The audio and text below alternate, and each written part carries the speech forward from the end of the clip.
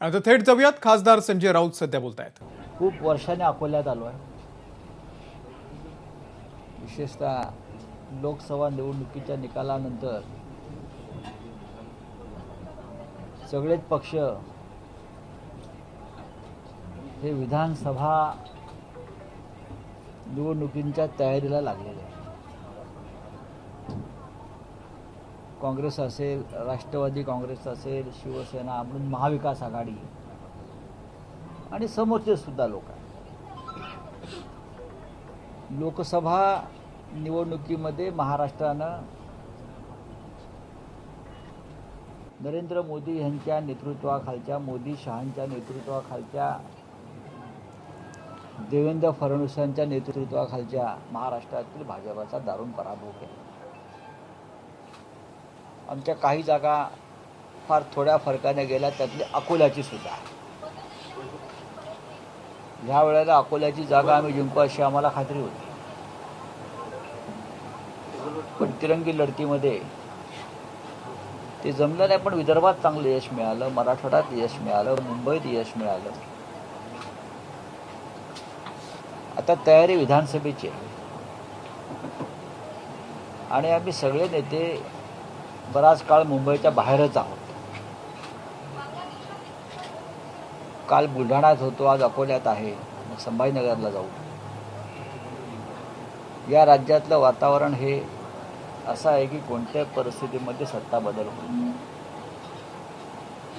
सरकारी तिजोरीतून पैशाची किती उधळपट्टी केली. लाडक्या बहिणींना पैसे मिळालेच पाहिजे,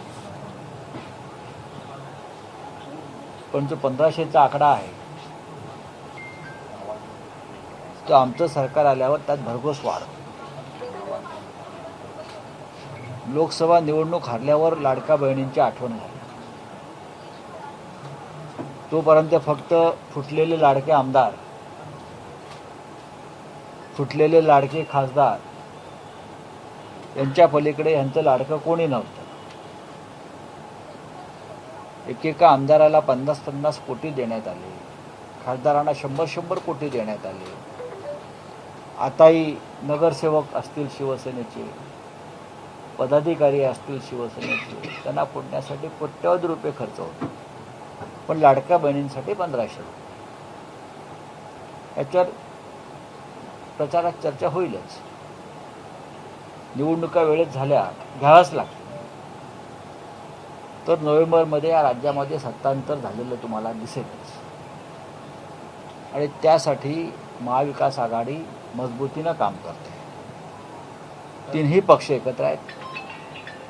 जागा वाटप सुरळीत पार पडेल. ती महायुती म्हणून जो काय प्रकार आहे ते त्यांच्या पद्धतीनं त्यांना काय करायचं आहे, खोटे नाटे प्रचार अपप्रचार ते त्यांना करू द्या. पैसा आणि सत्ता याच्यापुढे महाराष्ट्र झुकणार नाही, विकला जाणार नाही, हे लोकसभेत आम्ही दाखवून देऊ. तर माजी शिक्षण मंत्री लक्ष्मणराव ढोबळे यांनी PhD मिळवण्यासाठी खोटे कागदपत्र मी कोणत्या विषयावर बोलतो आहे आणि तुम्ही कुठे सरकताय? तर या महाराष्ट्रातलं वातावरण हे अत्यंत महाविकास आघाडीसाठी अनुकूल आहे आणि त्याच्यामुळे अनेक आमचे कार्यकर्ते असतील, पदाधिकारी असतील, यांना पोलिसी यंत्रणेचा वापर करून त्रास द्यायचा. उदाहरणार्थ आता या भागातले आमचे आमदार नितीन देशमुख यांना सातत्यानं त्रास दिला जातो. का? तर ते मोदी शहाच्या तुरुंगाच्या भिंती फोडून पळून आले. त्याने बेईमानी केली नाही.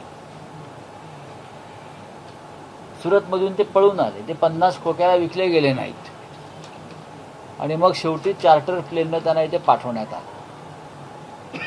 गेल्या काही दिवसापासून जसजशा निवडणुका जवळ येत आहेत तसतसं त्यांना त्रास दिला जातो. काय तर म्हणे बेहिशोबी मालमत्ता. कोणाची बेहिशोबी मालमत्ता? आमची. मग तुमचं काय चाललं? तुमचा हिशोब द्या. नितीन देशमुखांची, आमच्या आमदारांची, आमच्या पदाधिकाऱ्यांची, आमच्या कार्यकर्त्यांची, मग राष्ट्रवादी असतील, काँग्रेस असेल, शिवसेना असेल, आमच्या चौकशा करताय तुम्ही. तुमची चौकशी जेव्हा आम्ही करू तेव्हा तुम्ही सुटणार नाही, एवढंच सांगतो. काल एका कार्यक्रमात मुख्यमंत्री असं म्हणाले की ताईमाई अक्का सावत्र भावांना मारा.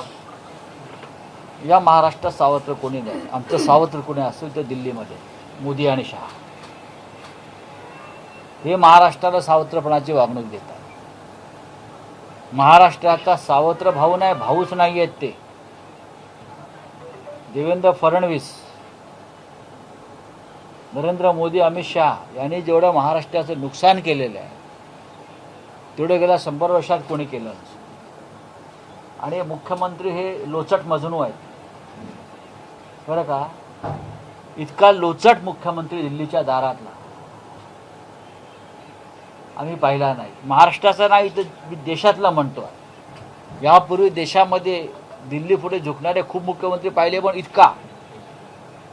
इतका लोचट मुख्यमंत्री आम्ही इतिहासामध्ये पाहिला नाही. महाराष्ट्राच्या स्वाभिमानाला, छत्रपती शिवाजी महाराजांच्या महाराष्ट्राला वेदना होईल अशा प्रकारचं वर्तन हे मुख्यमंत्री करतायत. हे जे बोलतायत हे दिल्लीचे पोपट म्हणून बोलतायत. ज्या दिवशी यांची सत्ता जाईल त्या दिवशी त्यांना दिल्ली पायाशी उभं करणार नाही. त्यांच्या बोलण्याकडे महाराष्ट्र लक्ष देत नाही, गांभीर्यानं पाहत नाही.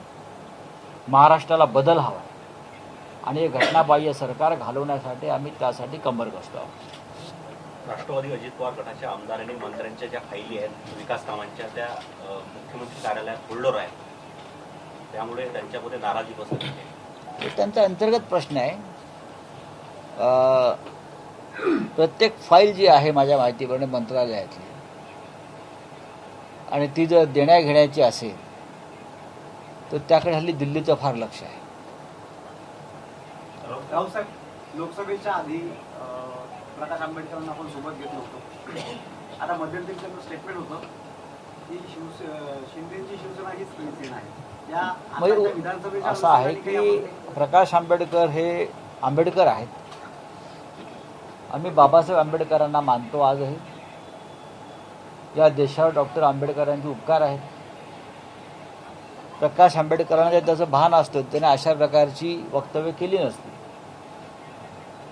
रामदास आठवले, जोगेंद्र कवाडे बरं का, राजेंद्र गवई हे सगळे सुद्धा आंबेडकरांचे खरे वारसदार विचारधारेचे शिलेदार आहेत. असं जर आम्ही म्हणालो तर त्यात चुकीचं काहीच नाही. गेली अनेक वर्ष रामदास आठवले या महाराष्ट्रात आणि देशामध्ये आंबेडकरांचा विचार जिद्दीनं पुढे नेत आहेत. अनेक वर्ष सत्तेमध्ये आहेत, काम करतात, त्यांचे सगळ्यांशी संबंध आहेत. डॉक्टर आंबेडकर ज्या पद्धतीनं काम करत होते देशामध्ये त्या पद्धतीने आठवले करतात. म्हणजे याचा अर्थ आम्ही असं म्हणायचा की डॉक्टर आंबेडकरांचे जी विचारधारा आहे, त्यांची ज्या संघटना होत्या, त्यांचे खरे वारसदार आठवले आहेत. माणसानं ज्ञान असेल तर त्या ज्ञानाचा मान राखून बोललं पाहिजे. हे महाराष्ट्र राज्य आहे आणि बाबासाहेब आंबेडकर असतील महामानव, त्यांनी या महाराष्ट्रावर आणि देशावरती अनंत उपकार केलेले आहेत. प्रकाश आंबेडकर हे आमच्याबरोबर येण्याचा प्रयत्न करत होते. ते महाविकास आघाडीचे घटक होते. लोकसभेत आम्ही त्यांना 7 जागा देऊ केल्या, अकोल्यासह 7 जागा.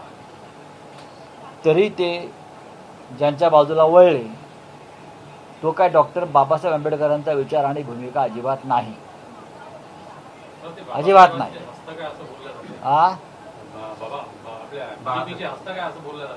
असं आहे की आपल्या ज्या कृत्यामुळे राष्ट्रद्रोही शक्तींना, धर्मांध शक्तींना मदत होत असेल मग ते कोणी असते. ज्या महाराष्ट्रात 2 असे नेते आहेत जे अशा प्रकारचं हस्तकाचं काम करतात. कधी मोदी शहाना पाठिंबा देतात, मग कधी बेईमान शिंदे गटाला पाठिंबा देतात.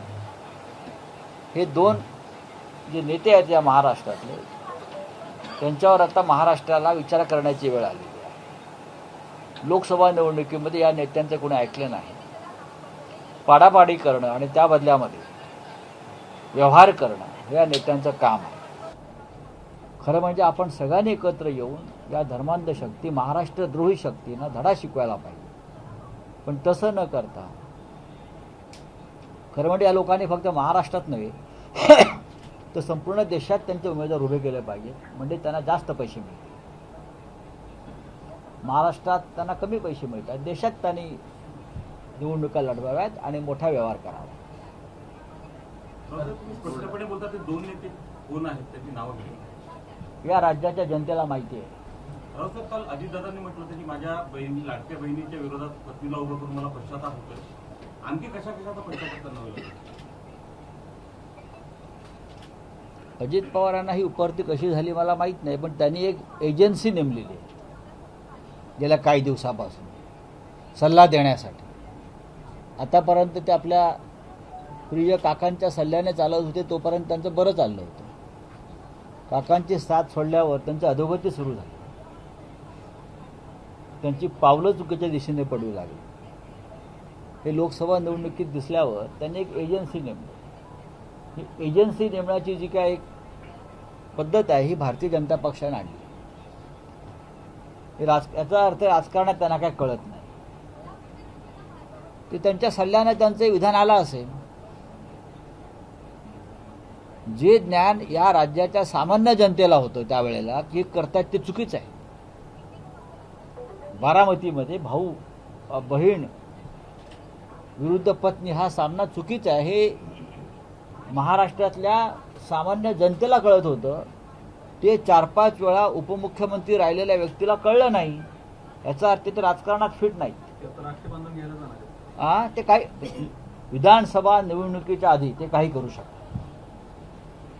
लोकसभेत इतका मोठा फटका बसल्यावर विधानसभेत सुद्धा त्यांची पाठ मातीला लागू नये यासाठी ते राखी बांधायला जातील, ते भाऊबीजेला स्वतःच जातील.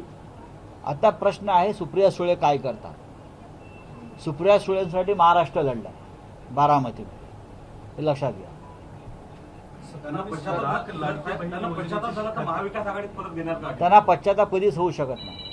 सर, आता एक हे राजकारण आहे. माजी शिक्षण मंत्री लक्ष्मणराव ढोबळे मला यांनी त्याविषयी PhD माहित नाही आहे फार. मिळवण्यासाठी खोटे कागदपत्र सादर केले. या महाराष्ट्रामध्ये देशामध्ये प्रधानमंत्र्यांपासून ते भाजपच्या अनेक नेत्यांच्या डिग्र्या खोट्याच आहेत ना. त्यांच्या चौकशा करा, सगळ्यांच्या बाहेर येतील.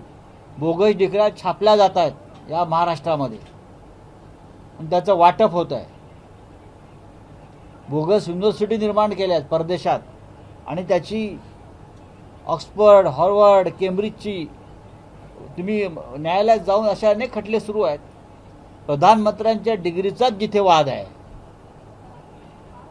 तिथे तुम्ही हे काय घेऊन बसलात. विषय अत्यंत गंभीर आहे. 27 लाख लाडक्या बहीण योजनेची खाती आहेत, ते आधारला जोडण्याचं काम करायला सांगितलं. त्यासाठी लाडक्या बहिणी योजनेच्या ज्या महिला आहेत त्यांची 10 पटीनं पैसे येऊन त्यांची लूट सध्या सुरू आहे महाराष्ट्रात. आहे ना, ही लुटच सुरू आहे महाराष्ट्रात. महाराष्ट्रात लुटीशिवाय दुसरं काही सुरू नाही. ही अजून 2 किंवा 3 महिने ही लूट चालवली जाईल. सर, देशामध्ये इंडिया आघाडी सत्ता परिवर्तन करण्यास कुठे कमी पडली असं आपल्याला वाटते? अजिबात सत्ता परिवर्तन करण्यास आम्ही कमी पडलेलो नाही. सत्ता परिवर्तन एक लक्षात घ्या की भारतीय जनता पक्षाचं म्हणजे नरेंद्र मोदी यांचं बहुमत आलेलं नाही, हे आमचं सगळ्यात मोठं यश आहे. दोन्ही निवडणुकांमध्ये भारतीय जनता पक्षाला स्वबळावर बहुमत मिळालं होतं. त्यांचं सरकार 300च्या पार जागा जिंकून स्वतःच्या ताकदीवर आलं होतं. ह्या वेळेला त्यांच्याकडे बहुमत नाही. ते कुबड्यांवरचं सरकार आहे. त्या कुबड्या कधी पडू शकतात. पोलिसांना धमकी दिली आहे कोणी? नितेश राणेंनी. हिंदू मुलींच्या डोळ्यात पाणी येऊ देऊ नका.